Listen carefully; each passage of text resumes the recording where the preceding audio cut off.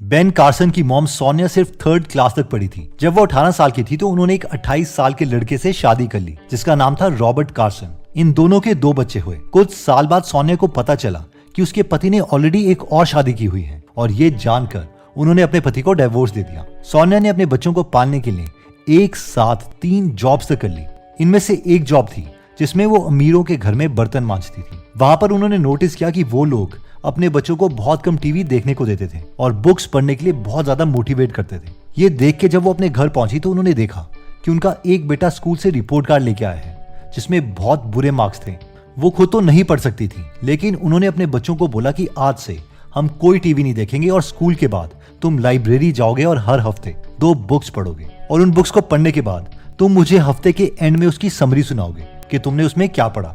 Ben बोलते हैं कि सच में सिर्फ इस एक हैबिट ने मेरी पूरी लाइफ को चेंज कर दिया। हम स्कूल खत्म होते ही लाइब्रेरी जाते और हर सैटरडे अपनी माँ को उस बुक की समरी देते। हम जानते थे कि उन्हें हमारी लिखी हुई समरी समझ नहीं आएगी, लेकिन फिर भी हम इसे करते रहते। और जानते हैं कि इस एक हैबिट ने बेन की लाइफ में क्या बदलाव दिया। इन्होंने गरीब परिवार से निकलकर येल यूनिवर्सिटी में पढ़ाई करी और उसके बाद यूनिवर्सिटी ऑफ मिशिगन से मेडिसिन की पढ़ाई करी और एक सक्सेसफुल न्यूरो सर्जन बने। इतना ही नहीं, उन्होंने यूएस के प्रेसिडेंट के लिए इलेक्शंस भी लड़े और यूनाइटेड स्टेट्स के सेक्रेटरी बने हाउसिंग एंड अर्बन डेवलपमेंट में 2017 से 2021 तक। ये स्टोरी बहुत से ब्लॉग्स और न्यूज़पेपर्स में भी पब्लिश हुई। तो हमारा सबसे पहला लेसन यही है कि रिच माइंडसेट वाले लोग बुक्स को पढ़ने में ज्यादा ध्यान देते हैं, लेकिन पुअर माइंडसेट वाले लोग टीवी में रियलिटी शोज देखना प्रेफर करते हैं और टाइम वेस्ट करते रहते हैं। वैसे अगर आप भी बुक्स पढ़ने में इंटरेस्टेड हैं तो आप गीगल एप्लीकेशन डाउनलोड कर सकते हैं जहां पर 1000 से ज्यादा non fictional book summaries Hindi में अवेलेबल हैं। इनके बारे में हम आगे बात करेंगे। अब आप में से जो लोग थोड़ा डीप सोचते हैं वो जरूर ये सोच रहे होंगे कि ठीक है, बुक्स पढ़ना चाहिए, लेकिन ये स्टोरी तो सिर्फ एक डेटा पॉइंट है। लेकिन क्या कोई रिसर्च है जिसमें रिच हैबिट्स और पुअर हैबिट्स के बारे में डिटेल्ड रिसर्च की हो? तो यस, अब हम रिसर्च की बात करते हैं। टॉम कॉर्डले जो कि सीपीए हैं, उन्होंने बहुत फेमस बुक लिखी है जिसका नाम है rich habits and poor habits. In books को लिखने के लिए इन्होंने काफी रिसर्च करी। तो हुआ ये कि इनका एक क्लाइंट था जो इनके पास आया और रोने लग गया क्योंकि उससे बैंक से एक लोन मिलना था अपने बिजनेस को चलाने के लिए, लेकिन बैंक ने बीच में ही मना कर दिया जिससे ये क्लाइंट बैंकरप्ट होने वाला था। तो रोते रोते इसने टॉम से पूछा कि मुझे ये बताओ कि ऐसी कौन सी चीज है जो मैं नहीं कर रहा लेकिन बाकी लोग कर रहे हैं और सक्सेसफुल हो रहे हैं। तो टॉम उस वक्त उसकी हेल्प नहीं कर पाया, लेकिन खुद वो बहुत क्यूरियस हो गया ये जानने के लिए कि जो लोग सक्सेसफुल होते हैं, जो रिच बन जाते हैं, वो लोग क्या एक्स्ट्रा करते हैं उन लोगों के कंपैरेटिवली जो जिंदगी में पुअर ही रह जाते हैं। तो इस चीज का आंसर देने के लिए उन्होंने 20 कैटेगरीज में 144 क्वेश्चंस की लिस्ट बनाई और वो क्वेश्चंस उन्होंने 233 मिलियनेयर लोगों से पूछे और 128 पुअर लोगों से भी पूछे और फिर उनके बीच में एक पैटर्न निकाला कि क्या ऐसी चीज है जो अमीर लोग करते हैं लेकिन गरीब नहीं। तो इसमें पहला पॉइंट तो हमने देख लिया था कि रिच माइंडसेट वाले लोग बुक्स पढ़ना ज्यादा प्रेफर करते हैं, लेकिन इसमें दूसरा पॉइंट आता है कि act fast, understand 2 type of decisions. ये पॉइंट कहता है कि रिच माइंडसेट वाले लोग बहुत ज्यादा और बहुत जल्दी एक्शंस लेते हैं, लेकिन पुअर माइंडसेट वाले लोग बहुत कम एक्शंस लेते हैं और बस सोचते रहते हैं कि अगर ये गलत हो गया तो क्या होगा, अगर ये गलत हो गया तो क्या होगा। और इसका रीजन जेफ बेजोस अपनी बुक इन्वेंट एंड वंडर में भी बताते हैं और वो ये है कि रिच माइंडसेट वाले लोग 2 टाइप के डिसीजंस को समझते हैं और ये 2 टाइप के डिसीजंस हैं, टाइप 1 डिसीजंस और टाइप 2 डिसीजंस। टाइप 1 डिसीजंस वो हैं जिन्हें अगर हम गलत कर भी दें तो भी उसमें से वापस निकला जा सकता है। फॉर एग्जाम्पल, अगर आप कोई ब्लॉग बनाने का सोचते हैं तो अगर वो ब्लॉग नहीं भी चला तो भी आपकी लाइफ में कोई फर्क नहीं पड़ेगा, आप वापस अपनी प्रेजेंट लाइफ में कभी भी आ सकते हैं। टाइप 2 डिसीजंस वो होते हैं जिसे अगर हम कर दें और वो गलत हो जाए तो वो हमारी लाइफ को बहुत नेगेटिवली इंपैक्ट कर सकते हैं। इसीलिए इन डिसीजंस को थोड़ा सोच समझ कर लेना चाहिए।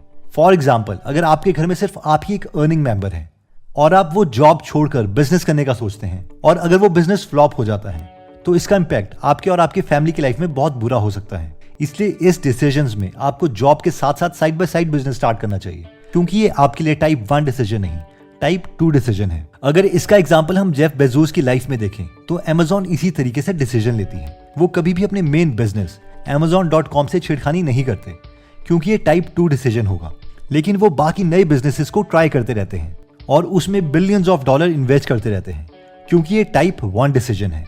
और यही रीजन है कि वो नए बड़े बिजनेसेस खोल पाए जैसे कि Amazon prime, AWS, Kindle, etc. I've made billions of dollars of failures at Amazon.com. Literally billions of dollars of failures. और इसीलिए रिच माइंडसेट वाले लोग जब डिसीजंस लेते हैं तो उसे जल्दी से कैटेगराइज कर लेते हैं कि ये टाइप 1 डिसीजन है या टाइप 2 डिसीजन। और अगर वो टाइप 1 डिसीजन है तो वो उसे जल्दी से कर देंगे। अगर टाइप 2 है तो हाँ, वो भी थोड़ा वेट करते हैं और उसे स्क्रूटनाइज करते हैं। नेक्स्ट हैबिट आती है कि follow models, mentors and mastermind. ये पॉइंट कहता है कि हर सक्सेसफुल इंसान दूसरे सक्सेसफुल इंसान से सीखने की कोशिश करता है। इस चार्ट को देखिए, एक ऐसा इंसान जो सिर्फ अपने ही एक्सपीरियंसेस से सीख रहा है, तो वो वैसे आइडियाज ट्राई करता रहेगा जिसे ट्राई करने की जरूरत नहीं है, क्योंकि उसके आंसर्स ऑलरेडी अवेलेबल हैं। इसीलिए वो इसी ट्रायल और एरर में थक जाएगा। इसके बाद आता है दूसरा तरीका कि दूसरों की गलतियों से सीखो। इस केस में आप स्टार्ट वहीं से करते हैं जहां पर पहले आदमी ने हार मानी थी और उसे आगे ले जाते हैं और सक्सेसफुल हो जाते हैं। हम किसी भी सक्सेसफुल इंसान की बात करते हैं तो वो दूसरे एक्सपीरियंस लोगों से सीखते हैं। अगर हम मोनीश पबराई की बात करें तो वो मानते हैं कि उन्होंने वॉरेन बफेट को शेमलेसली कॉपी किया है। अगर वॉरेन बफेट की बात करें तो उन्होंने फिलिप फिशर और बेंजामिन ग्राहम से सब सीखा है। I hope you got the point. Next point कहता है कि rich mindset people understand 4 level of wealth. तो ऑथर के अकॉर्डिंग 4 लेवल है वेल्थ के, और रिच माइंडसेट वाले लोग इन 4 के 4 लेवल को समझते हैं। लेवल 0 है द स्पेंडर। ये वो लोग हैं जो बस कमाते हैं और फिर उसे खर्च कर देते हैं, मोस्ट प्रोबेबली अपनी इच्छाओं को पूरी करने के लिए। ये जितना कमाते हैं उससे भी ज्यादा खर्च करते हैं, और 99% चांस है कि आप अपने आसपास किसी ना किसी को जानते ही होंगे जो लेवल 0 की कैटेगरी में फॉल करता है। फिर आता है लेवल 1 जो कि है द सेवर्स। ये वो लोग हैं जो जितने पैसे कमाते हैं उससे थोड़ा कम खर्च करते हैं और कुछ पोर्शन सेव कर देते हैं। ये रिस्क लेने से बहुत ही ज्यादा डरते हैं। ये अपने दादाजी और पिताजी के स्टेप्स पर चलना चाहते हैं जो खुद सेवर्स थे। अब इस केस में होता यह है कि इन्हें लाइफ लॉन्ग बहुत हार्ड वर्क करना पड़ता है और इसके बावजूद कोई ज्यादा वेल्थ क्रिएट नहीं होती। इसके बाद आता है लेवल 2 जो कि है द पैसिव इन्वेस्टर्स। ये वो लोग हैं जो समझ जाते हैं कि उन्हें कुछ डिफरेंट तो करना ही पड़ेगा, इसलिए ये थोड़ा बहुत इन्वेस्टिंग करना स्टार्ट कर देते हैं। इनके पास इतना स्किल सेट नहीं है कि ये खुद इन्वेस्ट कर सकें। ये होते इंटेलिजेंट लोग हैं, लेकिन ये खुद फाइनेंशियली रिस्पॉन्सिबिलिटी नहीं लेना चाहते। कई बार ये जल्दी अमीर बनने के चक्कर में ज्यादा पैसे बर्बाद भी कर देते हैं और क्विक रिच स्कैम्स में फंस जाते हैं। ये मोस्ट प्रोबेबली वो लोग हैं जिन्होंने म्यूचुअल फंड्स और इंडेक्स फंड में इन्वेस्ट करना स्टार्ट कर दिया है। फिर आता है लेवल 3 द एक्टिव इन्वेस्टर्स। ये वो लोग हैं जो एक्टिवली काम कर रहे होते हैं अपनी वेल्थ को इंक्रीज करने के लिए। ये अपने एसेट्स बढ़ाते हैं और इवन अपने दोस्तों और फैमिली मेंबर्स को भी नॉलेज देते हैं जिससे वो भी अपनी वेल्थ को इंक्रीज कर पाए, और ये अपनी लाइफ में बाकी लेवल्स के लोगों के कंपैरेटिवली अच्छी वेल्थ क्रिएट कर देते हैं। लेकिन इन्हें लेवल 4 लोगों के कंपैरेटिवली ज्यादा टाइम लगता है वेल्थ क्रिएट करने के लिए। इस कैटेगरी में आते हैं ब्लॉगर्स, यूट्यूबर्स एक्सेट्रा जो थोड़ी बहुत मेहनत करना स्टार्ट कर चुके हैं और टाइम के साथ साथ ये अपना इंटेलिजेंस लेवल इंक्रीज करने लगे हैं। फाइनली आता है लेवल 4 द प्रोफेशनल इन्वेस्टर्स। ये वो लोग हैं जो बहुत ज्यादा वेल्थ बहुत कम टाइम में जनरेट कर देते हैं। ये ऐसे बिजनेसेस बनाते हैं या इन्वेस्टमेंट करते हैं जिनसे रेकरिंग पैसा आता रहे। ये लोग कभी भी अपनी लर्निंग स्टॉप नहीं करते। ये टैक्सेस के बारे में जानते हैं, कंपनी स्ट्रक्चर्स के बारे में जानते हैं। ये लोग अपनी नॉलेज अपने बच्चों को भी पास करते हैं जिससे इनका परिवार वेल्थी बना रहे। इस कैटेगरी में धीरूभाई अंबानी जैसे दिग्गज आते हैं। नेक्स्ट पॉइंट कहता है 3 मिथ्स पुअर बिलीव इन, यानी ऐसे झूठ जिसमें पुअर माइंडसेट वाले लोग विश्वास करते हैं। इनमें पहला झूठ आता है rich have good luck and poor have bad luck. हो सकता है कि कुछ लोग मुंह में गोल्डन स्पून लेके पैदा हुए हों, लेकिन बहुत से ऐसे लोग हैं जो वेल्दी अपनी मेहनत से बने हैं। फॉर एग्जाम्पल कुणाल शाह की लाइफ में ऐसा टाइम भी था जब 2-3 दिनों तक उनके पास पैसे नहीं थे इवन खाना खाने के लिए। इवन उन्होंने मेहंदी कोन तक बेची है। जस्ट इमेजिन, एक लड़का जो सड़क पर मेहंदी की कोन्स बेचता था, उसने आज $1 बिलियन कंपनी क्रेडबी खोल रखी है। Myth number 2 rich people inherit most of the money, यानी अमीर लोगों को पैसा अपने माँ बाप से मिलता है, और ऐसा ट्रू नहीं है। बेशक हम धीरूभाई अंबानी को देख लें, मीशो के फाउंडर को देख लें, क्रेड के फाउंडर को देख लें। नेक्स्ट आता है मिथ नंबर 3 कि rich people don't work hard. अभी हम जेफ बेजोस को देखते हैं और सोचते हैं कि यार बढ़िया है, अब वो अपनी कंपनी के CEO भी नहीं है, वो शेयर होल्डर है और मजे कर रहे हैं। या HDFC के फाउंडर आदित्य पुरी हैं, वो भी ऑफिस से 5:30 बजे छोड़ के चले जाते हैं और बाकी एम्प्लॉइज काम करते रहते हैं। अब पूरा सच जानने के लिए आपको इनकी बायोग्राफीज पढ़नी पड़ेगी। इन्होंने अपने स्टार्टअप के शुरू के टाइम में बहुत ज्यादा मेहनत करी है और अब जाके ऐसा बिजनेस खड़ा किया है जो खुद ब खुद काम कर सकता है। बट अगेन ये लाइफ अब ये डिजर्व भी करते हैं। You know, but I have to ask you, you still leave office at 5:30. Yeah. Very unheard of in the new world of entrepreneurship. How do you do that?